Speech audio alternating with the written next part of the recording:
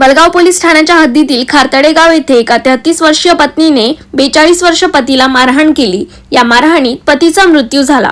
या प्रकरणी वलगाव पोलिसांनी मृतकाच्या पत्नीविरुद्ध बुधवारी दिनांक 11 दुपारच्या सुमारास खुनाचा गुन्हा दाखल केला।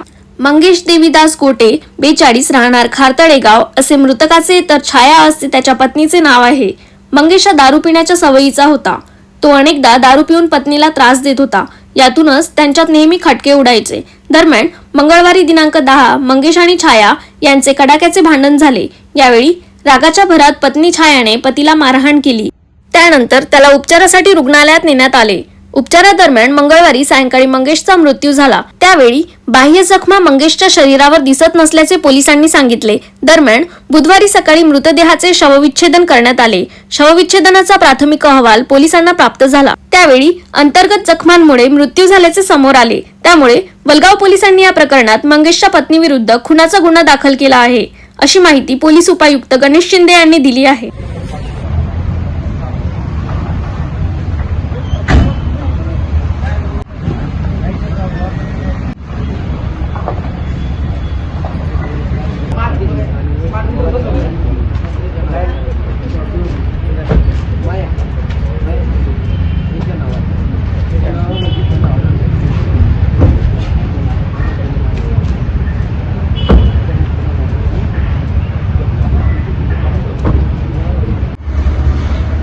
वलगाव पोलीस ठाणे हद्दीत खारतळे गाव या ठिकाणी मंगेश देवीदास गोटे याची त्याच्याच पत्नीने नेहमी दारू पिऊन त्रास देतो आणि मारहाण करतो, या कारणावरून हाताबुक्क्याने मारून त्याचा खून केलेला आहे। या प्रकरणी वलगाव पोलीस ठाण्याचे अधिकारी गुन्हा दाखल करून पुढील तपासाची प्रक्रिया करत आहेत।